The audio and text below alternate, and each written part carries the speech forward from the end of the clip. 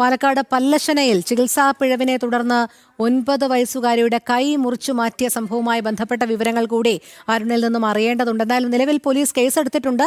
കുട്ടിയുടെ മാതാപിതാക്കളുടെ പരാതിയിൽ പാലക്കാട് ടൗൺ സൗത്ത് പോലീസാണ് കേസെടുത്തത്. ജനം ടിവിയാണ് ജില്ലാ ആശുപത്രിയുടെ ചികിത്സാ പിഴവിനെ തുടർന്ന് കുഞ്ഞിന്റെ കൈ മുറിച്ചു മാറ്റിയ വാർത്ത ജനങ്ങളിലേക്ക് ആദ്യം എത്തിച്ചത്. അരുൺ പറയൂ.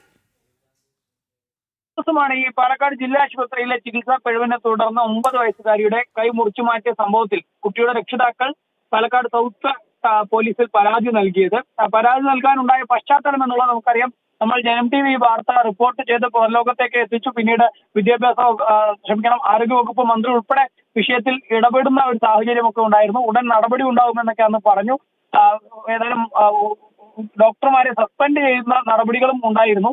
പക്ഷെ ആ സസ്പെൻഷനിലുപരി മറ്റ് നടപടികളൊന്നും ഉണ്ടായില്ല എന്ന് മാത്രമല്ല, ഈ കുഞ്ഞിന്റെ ചികിത്സയുമായി ബന്ധപ്പെട്ട കാര്യങ്ങളിൽ ഒന്നും തന്നെ സർക്കാർ കൃത്യമായ ഒരു മറുപടിയും പറയാത്ത സാഹചര്യമാണ്. മാത്രമല്ല, ഈ കൈ മുറിച്ചു മാറ്റിയതുമായി ബന്ധപ്പെട്ട അന്വേഷണം താഴെ നിൽക്കുന്ന ഒരു സ്ഥിതി ഉണ്ടായി എന്നുള്ളതാണ്. അതോടുകൂടെയാണ് കുടുംബം വീണ്ടും ടൗൺ സൗത്ത് പോലീസിൽ പരാതി നൽകിയത്. ഏതായാലും കുടുംബത്തിന്റെ പരാതിയിൽ ഇപ്പോൾ പോലീസ് കേസെടുത്തിട്ടുണ്ട്. കേസെടുത്ത എഫ്ഐആറിന്റെ കോപ്പി നമുക്ക് ലഭിച്ചിട്ടുണ്ട്. അതിൽ ഡോക്ടർമാരുടെ പേരോ മറ്റോ ഇല്ല. മെഡിക്കൽ ബോർഡിന്റെ റിപ്പോർട്ട് വരുന്ന മുറയ്ക്ക് ഈ ഡോക്ടർമാരുടെ പേരുകൾ ഉൾപ്പെടുത്തുമെന്നുള്ളതാണ് നമുക്ക് മനസ്സിലാക്കാൻ സാധിക്കുന്നത്.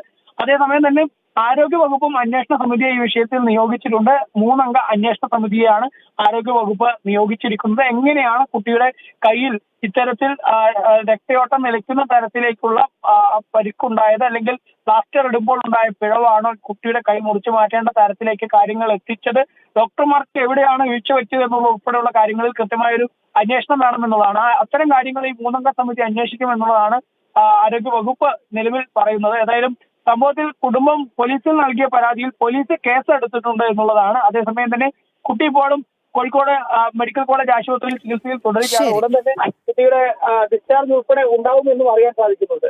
ശരി, അരുണാലത്തൂറാണ് വിവരങ്ങൾ നൽകിയത്.